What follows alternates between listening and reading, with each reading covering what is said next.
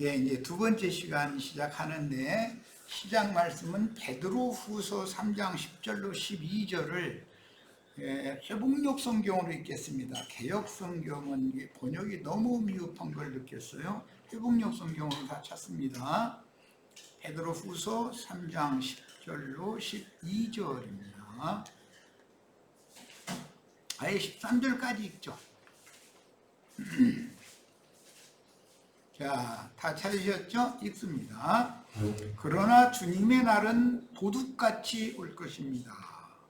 그날에 하늘들은 큰 소리를 내며 사라지고 원소들은, 여기 원소라는 용어를 진흙의 미세한 분말, 더 이상 분해할 수 없을 만큼 분해된 미세한 분말의 원천적인 소재라는 말이죠. 원소, 근원적인 소재.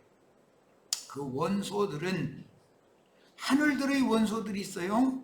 뜨거운 열에 타서 풀어지며 땅과 땅에 있는 모든 것은 타버릴 것입니다. 이 모든 것이 이렇게 풀어질 것인데, 원소들이 뭉쳐져 있다가 많은 광석과 함께 섞여서 뭉쳐져 있다가 이것이 다 풀어지는 날이 온다는 거예요. 완전 분해가 되는 거죠. 이제 하나님의 날이 이르면 풀어질 것인데, 여러분은 어떠한 사람이 되어야 하겠습니까? 여러분은 거룩한 방식으로 생활하고 경건하게 살면서 하나님의 날이 오기를 고대하고 재촉해야 합니다.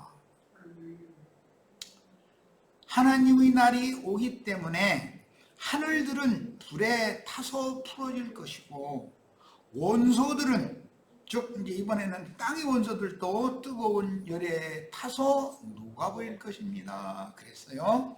그러니까 하늘들의 원소들, 원천적인 소재들이 다 분해가 될 것이고, 땅의 원소들도 원천적인 소재들이 다 분해돼서 하나님 앞에서 다 드러나는 날이 온다 이 말이에요. 자, 이런 표현은 오늘날은 지금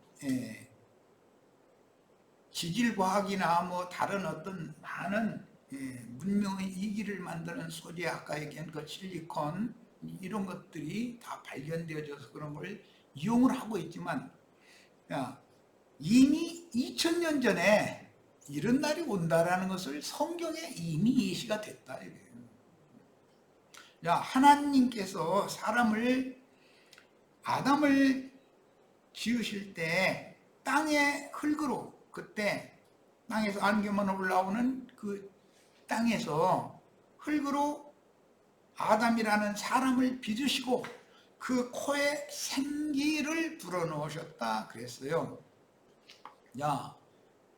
땅의 겉 모습이, 지어진 모습이 있고, 사람들은 사람의 외모를 보고 아름답다, 밉다, 뭐 건강해 보인다, 뭐 이제 이런 것들을 판단을 하죠. 그런데 그건 속이 어떤 것이 밖으로 그렇게 표현이 되는 것이다. 하나님께서 흙으로 사람을 빚으셨다고 할 때 그 흙의 성분이 석영과 같이 단단한 성분이다. 이 성분이 사람의 뼈대가 되는 것이다 말이야. 뼈. 껍데기 몸을 벗겨도 결과적으로는 사람의 생명의 원천을 또 분해를 또 하게 된다라는 걸 생각을 하셔야 돼요. 자, 이것은 표상이기 때문에 하나님의 숨으로 불어넣어서 지은 사람의 속부분, 영과 마음이라고 하는 것의 원천적인 소재를 다 드러낸다 이런 말이에요. 세상에서는 저 사람은 참 양심도 없는가 봐, 자기 양심을 자기가 속이는 거 뻔히 보이네, 이제 이런 말을 해요. 그것은 사람이 사람을 분별을 하기 때문에 그래, 영으로 분별하기 때문에 그런 말을 해요. 그런데 둠을 주신 하나님 앞에서는 모든 것이 정갈하게 다 드러난다.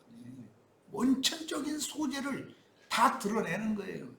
이 말은 사람의 양심과 생각과 감정과 의지와 이런 모든 것들을 쪼개서 원천적인 소재를 다 드러낸다.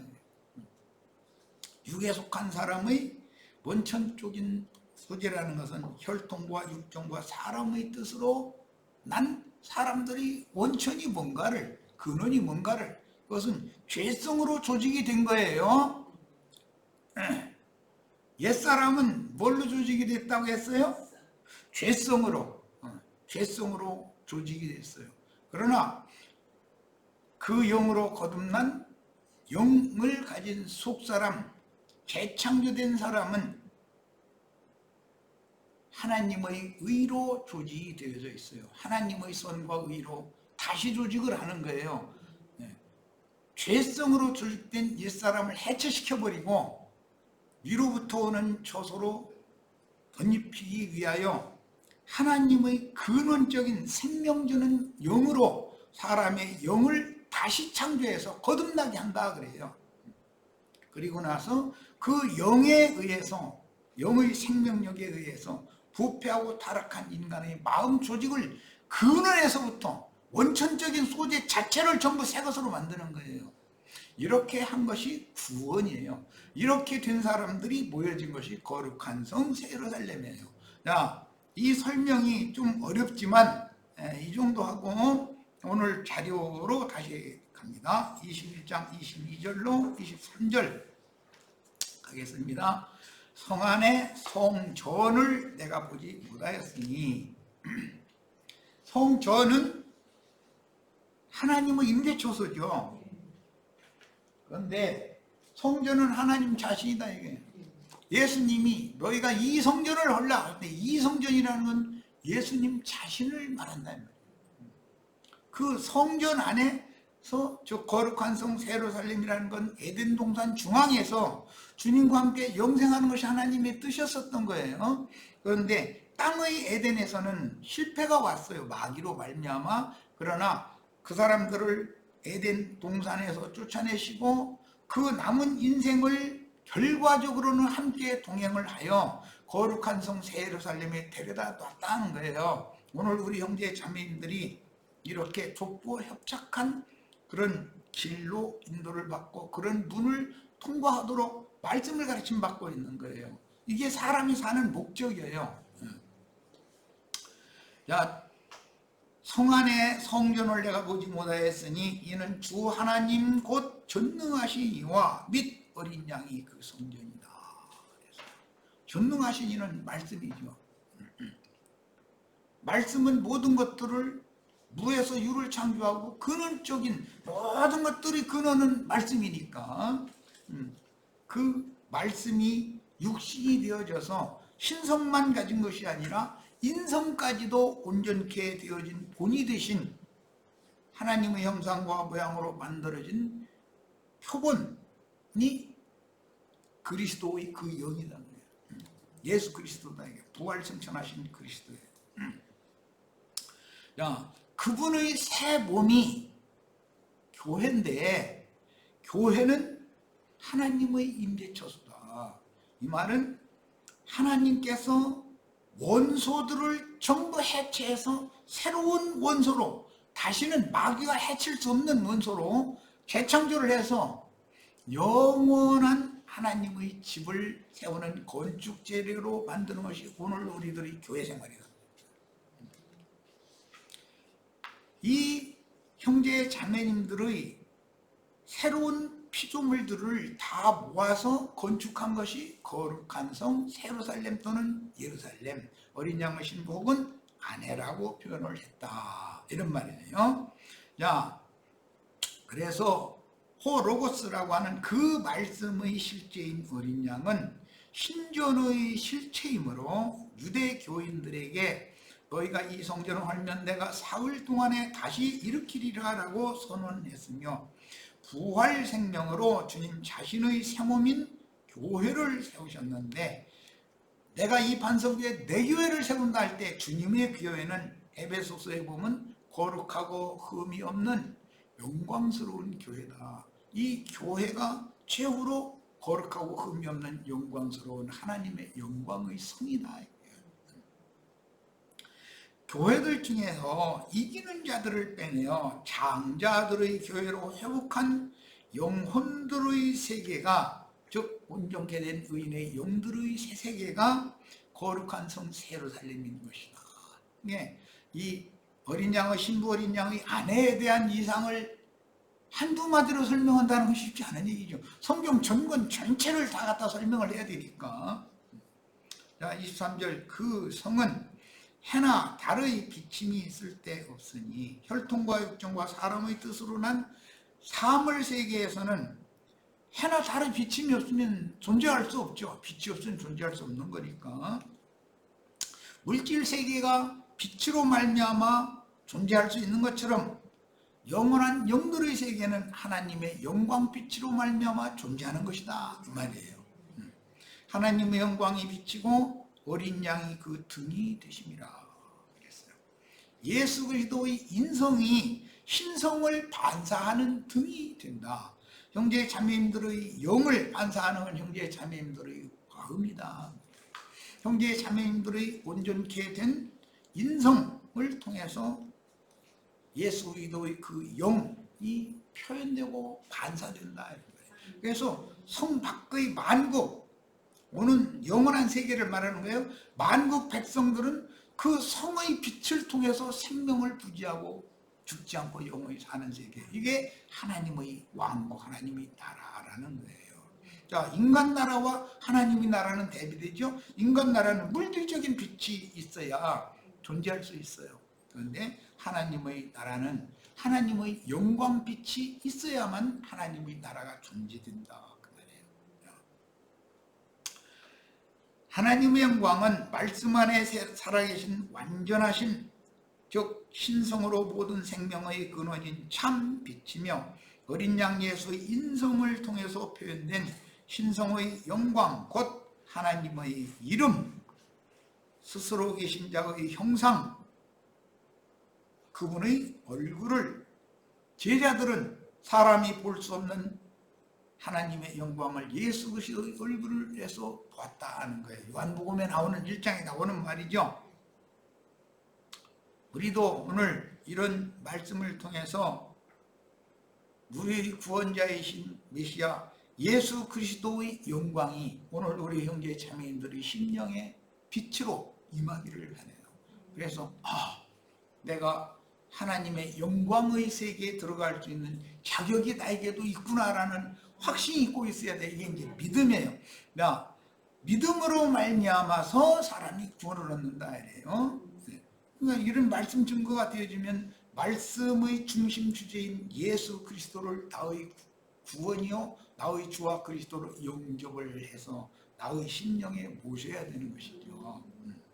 아름답고 영광스러운 신부인 거룩한 성 예루살렘 성의 영광을 벽옥으로 쌓인 투명한 유리 같은 성벽을 통해서 성 밖의 만국의 빛을 반사하여 만국은 하나님의 영광에 의하여 다스려질 것이다. 오는 새 세계의 만국은 하나님의 나라는 하나님의 영광빛으로 다스려진다라는 걸 보여주고 있어요.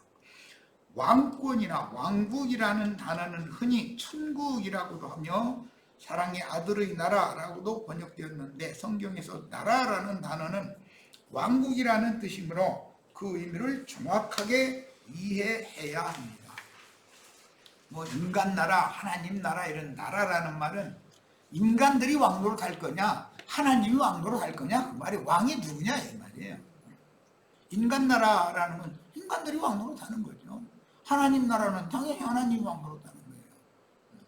그 얘기예요. 한글 성경 마태복음 6장 10절 13절에 나라라고 번역된 것과 대부분의 나라라는 단어들은 영문의 킹덤이라고 그러죠. 헬라어는 바실레이아이므로 당연히 천국이라는 번역들은 메시아의 왕국을 의미하므로 하늘들의 왕국으로 번역해야 그 뜻이 훼손을 입지 않습니다. 오늘 우리가 베드로후서 3장 10절에서 12절을 읽고 시작했는데 그날에 하늘들은 큰 소리를 내며 사라질 거다 이렇게 돼 있죠. 천국이라는 하늘들의 왕국이다 이거예요. 자, 이 말은 하늘 중의 하늘은 그리스도의 영이고 그리스도의 영과 연합되어져서 온전케 된 형제 자매님들의 영은 하늘들이다 이거야. 자, 보좌와 보좌들을 잘 생각하세요. 오는 세상에 그리스도의 보좌가 있고 그리스도와 함께 보좌들에 앉은 자들이 있어요. 형제 자매님들이 하늘들이 되는 거예요. 하늘이라는 말은 가장 높고 권위가 있다 그 말이에요. 이건 셈적의 언어 개념이에요. 나라에서는 왕이 백성들이 하늘이에요. 왕을 하늘같이 여겨야 돼요. 성전에서는 대제사장이 죄인들의 하늘이에요. 가정에서는 남편이 아내와 자식들이 하늘이에요. 이게 셈적의 하늘이라는 개념이에요. 가장 높단 말이에요. 그 대신 그만큼 책임이 무거워요. 자기에게 딸린 모든 것들을 다 책임져야 돼. 모든 것들을 공급해야 되고 모든 것들을 책임져야 돼. 그런데 뭐 나는 이제 우스갯소리로 식탁 때마다 사람들 작작 먹어야 되는데 이렇게 먹어대는 놈의 인간들 60몇 억이라는데 이걸 다 먹여 살려야 되고 초식이며 짐승이며 모든 것들을 적절하게 다 먹여 살리고 다 해야 되는데 겁도 없이 하나님 노릇하고자 한다 사람들이 말이야. 뭘 몰라서 그런다. 하늘 노릇을 하려면 아래에 있는 모든 것들을 책임져야 되잖아요. 장가 들면 자기 아내와 자기 자식들 자기가 책임진다는 뜻인 것이지 뭔 권세주장이나 하고 큰소리나 치려는 것이 장가드는 목적은 아니잖아요. 그런데 이것을 왕노릇을 즉 책임은 회피해버리고 권리주장만 하면 이거 엉망이 돼버리는 거예요. 마귀는 그렇게 한다. 그래서 마귀는 세력의 신을 숭상하고 그리스도는 자신이 평화의 왕이다 이래요. 평화의 왕. 모든 것들을 조율하고 가장 합리적이고 합당하게 해서 평화의 왕국이 주님의 왕국이다. 그러나 세력의 신으로 섬기는 자들은 힘을 원리로 해서 그 아래 것들을 찍어 눌러버리고 밟아버리고 그래서 자기만 영광 받으려고 세상 나라의 왕들이 다 그렇잖아요. 세상 나라에서 대통령 하나 잘못 뽑아놓으면 그런 짐승 같은 인간이 윗자리에 앉아있으면 국민들 죽어나는 거예요. 그런데 자기한테 아부 떨고 그런 사람들만의 세계가 되는 거죠. 이제. 이건 큰일 나는 거죠. 그래서 판단을 잘해야 된다. 매사 영문들이 이렇게 중요한 겁니다. 세상적인 어떤 목사 밑에 가서 말씀을 가르침 받아도 형제 자매님들은 분별을 잘해야 돼요. 사람 잘못 만나면 망하는 거예요. 신부성에서 발원되는 생명의 빛 하나님의 영광은 말씀이신 하나님 자신이고 어린 양은 반사하는 등이 되시며 성에 들어가서 생명나무 실과와 생명수를 취하여 이 생명수는 예수 그리스도의 성령인데 이것을 세상에서는 옥수라고 그래요. 옥수라는 말은 구슬 같은 물이다. 이제 이만 가장 깨끗하고 맑은 물이다 이런 말이 이것이 예수 그리스도의 성령을 상징하는 거다. 세상의 옥수는 이것은 창세기 에덴 동산 중앙에서 발원되어 나온 물이에요. 이것은 에스겔 선지자의 이상에서는 성전의 중앙에서 발원해서 동문으로 이게 흘러나간다 이렇게 돼 있어요. 이런 말들을 잘 이해를 하셔야 돼요. 자, 그 말은 예수 그리스도의 성령으로 말미암는 전국 복음이 예루살렘과 유대와 사마리아와 땅끝까지 창세기 2장에서는 4강 나오죠? 4강 그렇게 흘러간다.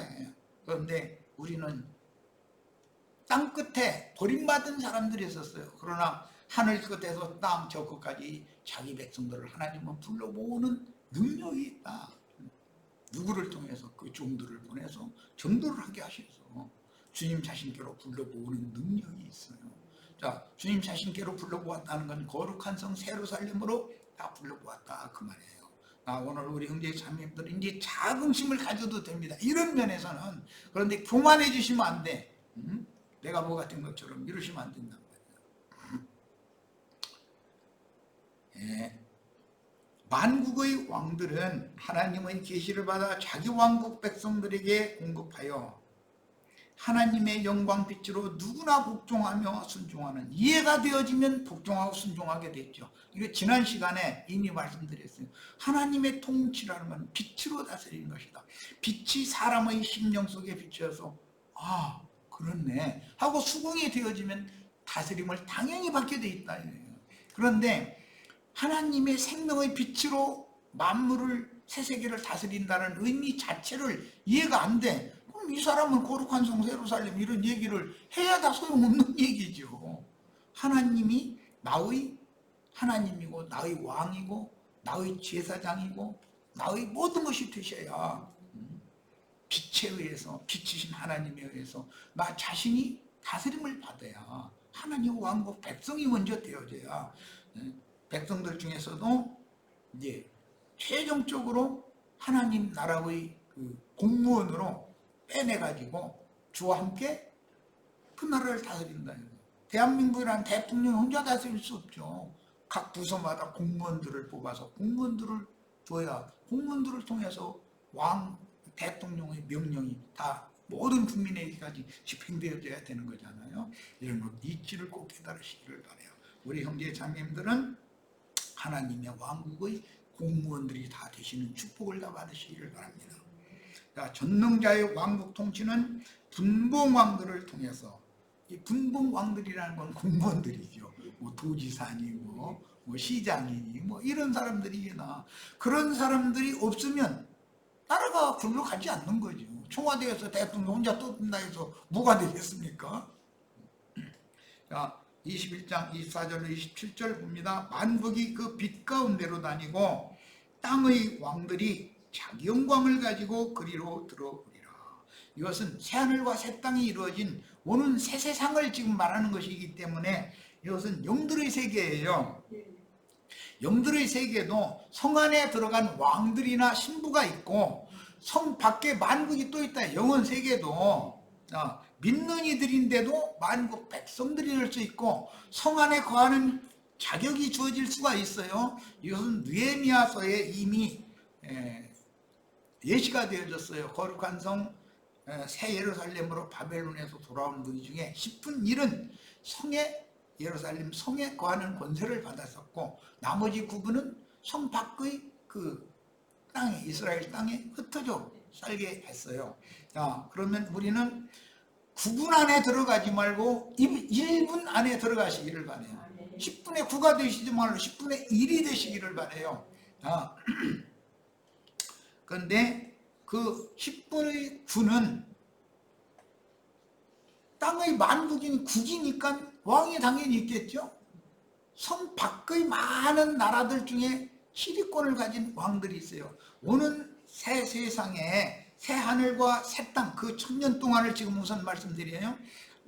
영원한 완전한 영의 세계가 아니고 아직도 새 영과 새 마음을 가진 자들에 의하여 다스림을 받는 땅에 이스라엘 12지파를 통해서 전도를 받아서 마국 백성들 중에 주님의 백성으로 돌아온 어린 양의 장막에 들어온 자들이 있어요. 그 땅의 백성들이에요. 1000년 동안 그들이 14만 4천을 다시 채우는 거예요. 이제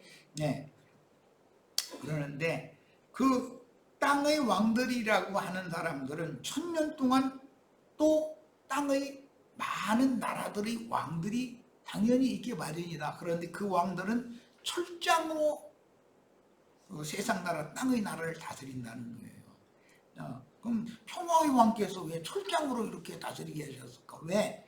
질그릇을 깨는 것 같이 이렇게 깬다, 이제 이렇게 표현을 했는데, 아직도 육의 성분이, 그래서 거슬르고 대적하는 자들, 하나님 말씀, 복음 진리를 받으려고 하지 않고 자기 주장, 자기 옳은 소견에 옳은 대로 뭐를 이렇게 막가려고 하는 이런 자들은 왕이 철장으로 다스린다. 평화의 왕이신데도 만국의 왕들에게 철장 권세를 맡겨버린다는 거예요. 네, 가끔 이제 그런 얘기하지만 세상 나라의 통치 방식도 봐도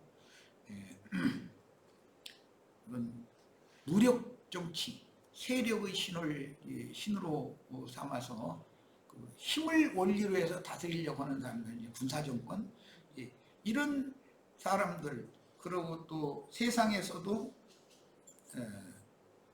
세상 말로 고생이라는 걸 모르고 자라가지고 성공한 사람들이, 그런 사람들이 치리자가 돼버려. 그러면은 그냥 뭘 모르니까 그냥 찍어 누르면 된다 생각하니까 철장 통치를 하죠.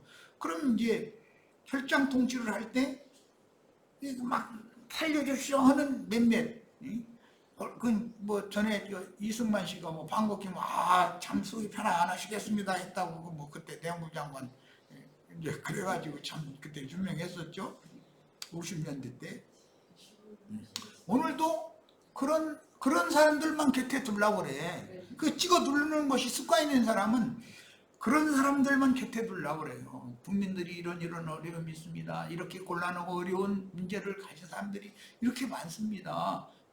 당신은 찍어 누르려고 그 자리에 앉은 것이 아닙니다. 있는 자들에게 조금 사정해서 어떻게든 달래서 너희가 좀 내놔라.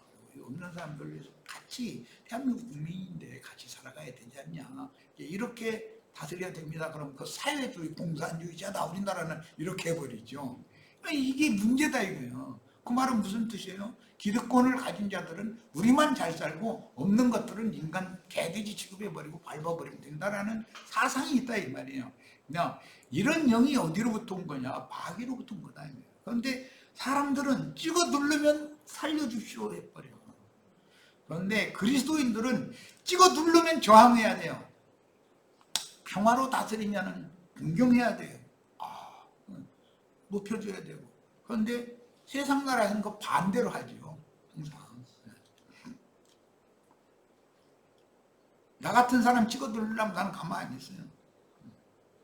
전에 내가 이제 우스갯소리로 얘기했지만, 뭐 검찰청에서 오라고 할 일도 없겠지만, 혹시 이런 거 가르친다고 뭐 트집 잡아서 오라고 하면 이제 택시 타고 가면은 뭐 당신 뭐 감옥 보낼 만한 그런 거, 뭐 세상에 내가서 뭐 세상을 보부르고 저쪽 때는 무슨 뭐 물리적인 잘못을 저지른 것이 없으면 아무리 조사해봐도 어떻게 올가둘 수가 없으면은 그냥 좀 고생 좀 시키다가 나가시라고 그러면 택시값 내놓고 나 그동안에 일당 다 챙겨서 내놓으라고. 난 그러지 그냥은 난 안 오겠다. 네, 이제 이런 말 한 적이 있어요. 이제 젊은 날에는 그죠, 동네 파출소에서 그런 일을 한번 내가 이건 경험을 했어요. 내가 내 물건 다 썩어서 나 이제 못 판다. 나 전 재산인데 내놔. 막 웃어가면서 처음엔 엄포 놓으려고 그러고 무슨 관공서야 쓴다고 이러느냐고. 아니 이 멀쩡한 사람 잡으다가 밤새우게 하고 날새기만 이틀씩이나 이렇게 해서 물건 다 썩어버린, 그 손수레에 쓸려있던 물건 다 썩은 거예요. 내 식구 다 주고 이거 내놔. 이거 내놔. 안 가, 못 가. 막 방금 내온다고 해서 막 TV에다 내놓으려고 안 간다니까. 나 차라리 여기서 죽을 거야. 이랬더니 나중에 저희끼리 수근수근 하더니 얼마예요? 그러래. 얼마라고, 암만이라고. 그랬더니 아무 데도 안 보다 돈 줘서 나갔어요. 난 그런 사람이야. 그리고 그 파출소장 보내 그래서 당신 나 법으로 정식으로 고발할 거다. 결정해라. 나도 네가 날 죽이든지 내가 널 죽이든지 둘 중 하나밖에 없다. 이제는 다른 타협이라 있을 수가 없다. 그럼 이거 돈을 내놔라. 그래서 난 결국은 받아가지고 나왔어요. 난 그럴 거예요. 그럼 무조건 뭐 찍어 누르면, 잘못이 없는데 찍어 누르면 저항해야죠. 무력으로 힘을 가졌다고 함부로 하는 그런 사람들한테 한 번만 용서해 주세요. 살려주세요. 그럼 그것이 당연히 저희는 잘한 것이고 내가 잘못한 걸로 그렇게 해버리거든. 그러고 신문에다 대문짝만 나게 말이야. 사람 이런 잘못이 있는 것처럼 이러고 거짓말 그냥 광고하면, 맹신자들은 신문 거짓말 신문 이 뉴스 나온 거 그것만 보고 진짜인 줄 알고 믿어버리거든. 한 20년 30년 후에 원한을 품고 있다가 법원에다가 제시해가지고 나 이때 이렇게 당하거나 도저히 나 이대로는 눈 감을 수 없다. 이거 원한을 갚으다고 하면은 몇십 년 후에 그 사람 무죄다 하고 이 판결이 나잖아요. 이런 경우가 비일비재하다 이거예요. 세상 나라라는 거는. 그러나 주님의 나라에서는 공의와 공법이 물같이 흘러가는 주님의 나라는 그러면 통하지 않아요. 있을 수가 없는 거예요. 그래서 세상 나라는 반드시 주와 그 그리스도의 나라가 되어져야 되는 겁니다. 만국이 그 빛 가운데로 다닌다는 얘기를 하다가 내가 이해를 시키려고 얘기를 한 거예요. 하나님의 영광 빛 가운데로 행한다, 다닌다라는 이 말은 하나님의 영광의 인도를 받는다 이 말이에요. 그리고 땅의 왕들이 자기 영광을 가지고 그리로 들어오리라 그랬어요. 오는 새 세상에 양무리들을 다스리는 왕들이 있어요. 또 전도를 할 인마진 이스라엘 12지파의 제사장들이 있어요. 그러니까 왕권, 제사장권, 선지자권이라는 건 끝까지 영원까지 이게 계속 이어진다라는 걸 알 수가 있어요. 나라가 있으면 당연히 다스리는 그런 권위가 있는 거예요. 공무를 집행하는 권위가 있는 거예요. 그런데 세상 나라는 공무를 집행하는 자들이 세력의 신을 잡고 함부로 오남용 하려고 그런다. 그러나 주님의 나라에서는 절대 그 하나님 앞에서는 통하지 않는다는 거예요. 인간 나라의 억울한 분들 예수 믿으세요. 주님의 나라가 반드시 이루어지고 여러분을 억울하게 하고 눈물 흘리게 하고 애통하게 하고 곡하게 한 그놈들 전부 싹 잡아다가 완전 분해해가지고 영원한 불못 속에 집어넣어서 영원토록 쉼이 없는 그런 고통 속에 그것들 싹 쓸어 넣는 날이 반드시 와요. 하나님의 의가 반드시 팽다는 날이 되는 날이 온다는 걸 꼭 믿으시기를 바라요. 세상에서 찍어물림 당하고 밟힘 당하고 해도 눈물을 흘리고 곡하고 애통하고 해도 억울한 것을 어디 하소연할 데 없는 여러분들 소망을 가지시길 바라요. 소망은 예수 그리스도 한 분밖에 없어요. 그분의 왕국이 실현이 되면 여러분이 모든 억울한 거, 분한 거, 눈물 흘린 거, 애통한 거 이런 거 다 모든 눈물을 씻어주신다고 약속해 있어요. 이 말씀을 꼭 믿으시기를 바랍니다. 사람들이 만국의 영광과 존귀를 가지고 그리로 들어오겠고 여기 사람들은 오는 새 세상의 만국 백성들이잖아요. 어린 양의 장막에 들어온 자들이니까 우편 양들이단 말이에요. 천년 기간 동안은 영원 세계에서는 어린 양의 안에 성 밖에 있는 모든 만국 백성들이지만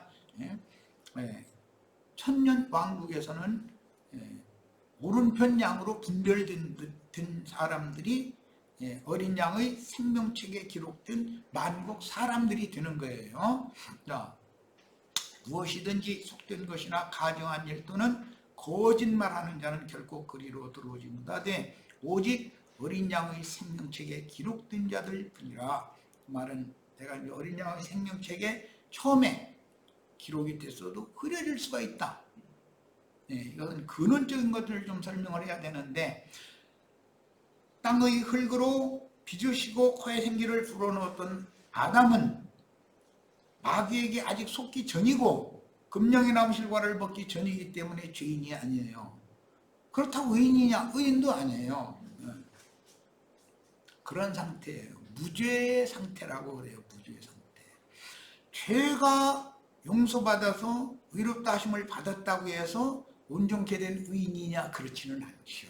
자, 이것은 비유를 설명하기 위해서 어머니의 태에서 출생한 어린 아이, 갓난 아이는 누구를 해코지하거나 죄를 지은 일이 없어요. 무죄 상태예요.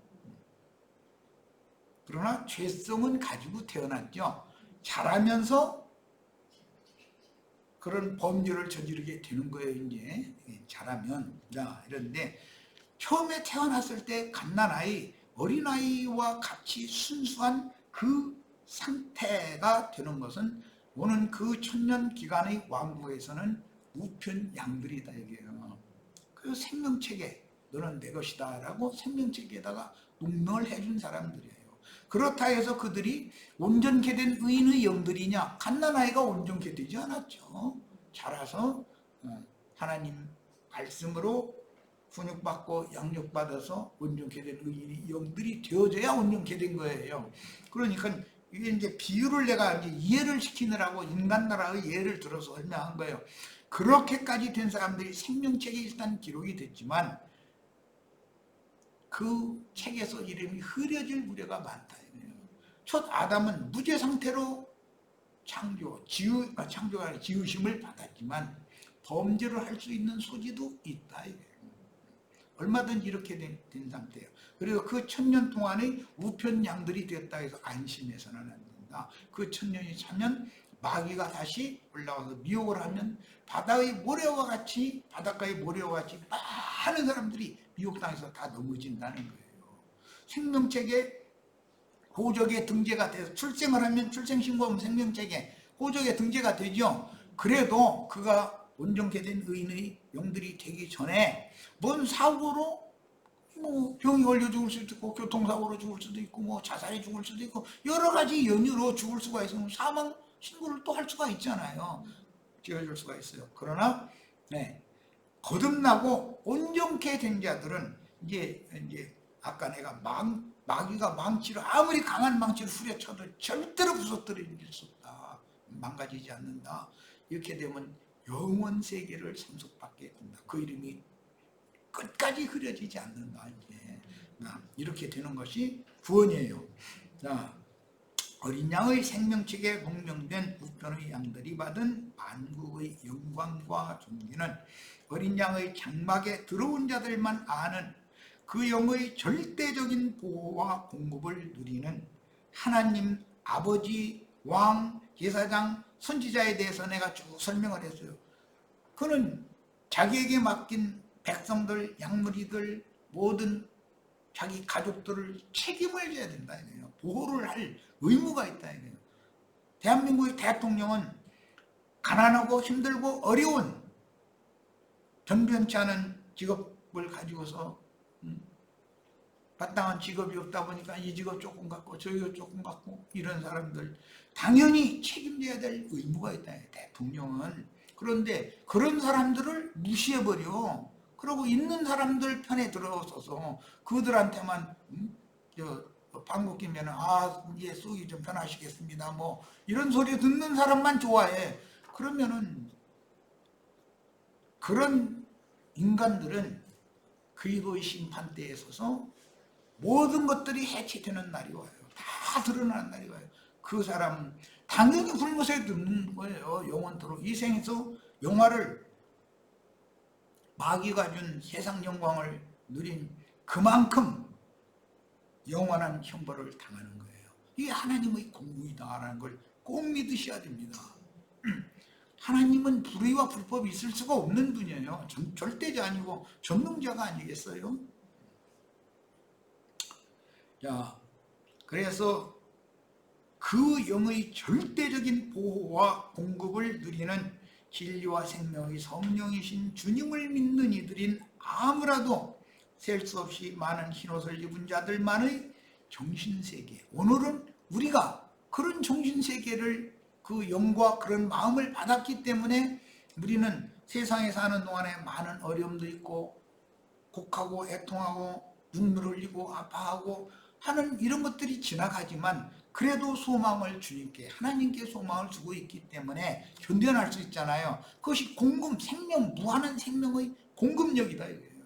그 생명의 공급력을 받아서 속사람이 강화되어지면 그 무엇도 그 사람을 꺾거나 무너뜨릴 수 없어요. 예수님의 뼈를 꺾을 수 없었다. 이 말은 생명의 본질 근원은 마귀가 절대로 꺾을 수 없다. 아까 내가 그래서 세상에서 오라는 일 당했을 때 이게 전재산이고 난 이거 없으면 난 죽는다. 나 먹고 살아야 되니까 그런다.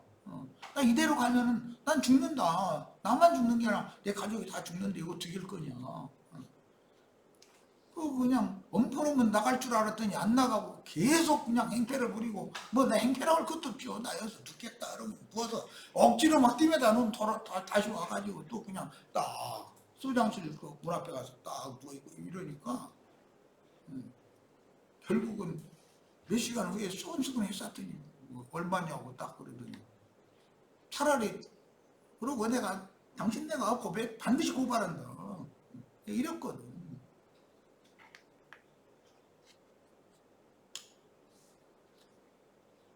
이렇게 세력의 신을 믿고 찍어 누르는 자들한테는 우리 형제 자매님들 절대로 굽히거나 꺾이면 안 됩니다. 예수님의 뼈를 아무도 꺾으면 안 되는 거예요. 꺾어지면 안 되는 거죠. 생명의 본질이고 근원인데 이게 믿음이잖아요. 이게 믿음 흔들리고 꺾어지면 뭐가 되겠어요. 그러나 믿는 이들의 세계에서 고통받고 힘없는 양머리들을 위해서는 자신이 굽혀야죠. 이건 꺾어지는 것이 생명의 본질이 꺾어지는 것이 아니라 목사들은 양머리들 앞에서 굽혀야 돼요. 섬기는 자세를 가져야 되는 거잖아요. 이런 말하면 목사들이 영광을 받아야지 말 섬기는 자가 되면 되느냐고 이러고 날마다 목사님 오늘 시간이 있느냐고 어디 산속에 이렇게 맛있는 음식 파는 데 있던데 좀 잠깐 갔다 오냐고 그러면 얼씨구나고 거기나 쫓아다니고 말이야. 그런 짓 하다가 생애 마치고 나면 그런 영화 세상 영광 누린 것만큼 거기에 합당한 형벌이 온다는 걸 꼭 믿으세요. 목사들 이런 말을 기분 나쁘게만 들으려고 하지 말고 정신 차려서 들으시기를 바라요. 자, 계시록 7장 13절로 17절 장로 중 하나가 응답하여 나에게 이르되 이 흰옷 입은 자들이 누구며 또 어디서 왔느냐. 내가 말하기를 내 주여 당신이 아시나이다. 이것은 영원 세기가 아니라 그 천년 기간의 왕국의 백성들을 말하는 거예요. 만국 백성들. 아니 그가 나에게 이르되 이는 큰 환난에서 나오는 자들인데 환난이 왜 와요? 하나님의 허락하심 안에서 사탄 마귀가 성도들을 온전케 만들기 위해서. 우리 욥기 이미 했으니까 다 아실 거예요. 그렇게 오는 거예요. 그런데 그런 환난을 경험을 하면서 정금으로 조국으로 재창조되는 거예요. 이렇게 꼭 되시기를 바라요. 어린 양의 피에 그것을 씻어 희게 하였느니라. 그러므로 그들이 하나님의 보좌 앞에 있고 또 그의 성전에서 밤낮 하나님을 섬기매 보좌에 앉으신 이가 그들 위에 장막을 치시리.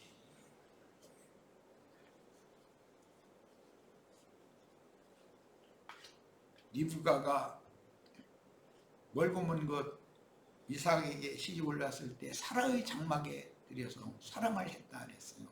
그건 예표예요. 세상에서도 어떤 청년이 어느 날 나타나가지고 어떤 처녀에게 내가 당신을 사랑한다고 나랑 결혼해달라고 해서 결혼을 하게 되면 신랑의 집에 당연히 신부가 가는 거죠. 거기서는 신랑이 모든 걸 책임을 져야 돼요. 그 부모님이 며느리를 안 좋아해도 신랑은 아내 편을 들어서 아내를 보호를 해줘야 돼요. 그렇지 않으면 그 신부가 자기를 낳아서 길러준 부모님이 아닌 그 시부모님이 자기한테 따뜻하게 해주지 않는 걸 느끼면 계속 어떻게 살겠어요. 남편이 매번 조금만 더 기다리라고 기회를 봐서 내가 부모님한테 허락받아서 우리 재금 나서 우리 둘이 행복하게 살고 우리 자식 낳고 살 날이 오니까 조금만 더 기다리라고 자꾸 해주고 격려를 해주고 위로해주고 그렇게 하니까 견뎌나는 것이죠. 신혼 초기에는. 그러다가 결국은 분가를 하는 날이 오거든. 자, 그러므로 그들이 하나님 보좌 앞에 있고 또 그의 성전에서 밤낮 하나님을 섬기며 보좌에 앉으시니까 그들 위에 장막을 치시리니. 그러니까 보좌에 앉으신 이가 이 우편 양들의 거처가 되어주신다는 거예요. 그들이 다시는 줄이지도 아니하며 목마르지도 아니하고 해나 아무 뜨거운 기운에 상하지도 아니하리. 오늘 우리 형제 자매님들은 이 말이 뭔 말인지 이미 다 경험을 했기 때문에 다 알아들을 거예요. 성경이 뭘 말하는지. 예수 믿으면 뭐 축복받아서 뭐가 잘 돼서 부자 돼서 뭐 잘 먹고 잘 살고 죽으면 천당 가고 이건 완전히 생판 거짓말이에요. 그런 성경이 어디가 있어요. 이는 보좌 가운데 계신 어린 양이 그들의 목자가 되사. 목자라는 건 양을 먹이고 마시게 해줘야 되고 양무리를 공급하고 길러야 되는 책임 있는 사람이 목자잖아요. 생명수 샘으로 인도하시고, 이 생명수 샘이 원천이라고 그래요. 원천. 그것은 에덴 동산 중앙에서 바로 난 첫 번째 강이 흘러가는 그 땅에서는 하윌라 땅이라고 그러는데 중금이 나오고 그 좋은 보석들이 나오는 땅이라는 거예요. 생명수 샘으로 인도하시고 하나님께서 그들의 눈에서 모든 눈물을 씻어주실 것입니다. 눈물인데 앞에 모든이라는 수식어가 붙은 거 보면 눈물을 흘릴 일이 한두 가지가 아니라는 거죠. 시어머니 때문에, 시아버지 때문에, 남편 때문에, 자식 때문에, 먹고 사는 문제 때문에 눈물을 흘릴 일이 정말죠. 인생을 살다 보면 원치 않는 일들이 얼마나 많이 지나가요. 그런데 그런 모든 면에서 점도 없고 흠도 없고 주름 잡힌 것도 없고 부족함도 없고 넘치는 것도 없고 완벽하게 되려면 모든 눈물을 좀 흘려보는 게 필요한 거죠. 자, 본문은 새하늘과 새 땅의 새 세계가 실현된 후에 지상의 만국들과 만국의 왕들 그리고 오는 새 세상의 만국 백성들인 우편 양들에 대하여 기록하셨는데, 오는 새 세계의 만국 백성들은 마태복음 25장 31절로 46절에 계시한 대로 창세로부터 그들을 위하여 준비하신 왕국의 육신의 몸을 입고 이 생에 살아서 주를 섬길 사람들이다. 천년기의 왕국 백성들을 지금 말하는 거예요. 영세에서는 이제 육신이 몸을 다 벗은 자들만 영들의 세계로 가기 때문에 그것은 지금 다루지 않고 있어요. 마태복음 25장 31절로 46절 인용구를 읽습니다. 인자가 자기 영광으로 모든 천사와 함께 올 때, 이 모든 천사 중에 이들은 지천사지요. 사람 천사. 우리들이 여기에 포함되어 있어야 되겠어요. 자기 영광의 보좌에 앉으리니 모든 민족을 그 앞에 모으고 각각 구분하기를. 모든 민족을 모으는 것은 절기를 정해놓으셨기 때문에 믿는 이들은 예배당 성당에 다 모여서 절기 지키러 모이는 거잖아요. 그 자리에서 구분을 한다. 예수님이 이 땅에 오셨을 때 성전과 회당에 가셔서 말씀을 전해서 자기에게로 어떤 사람들을 빼냈어요. 그게 왜 그러는 것이죠? 거기에서 많은 사람들 모이게 만들어 놓고 나서 거기에서 자기 백성 될 사람을 빼내려고 성전에 들어가셨고 회당에 가셔서 말씀을 전한 거예요. 그런데 주님께로 나온 자들은 전부 소경, 귀머거리, 벙어리, 안진뱅이, 쩔룩발이, 전부 병신들만 있었다는 거예요.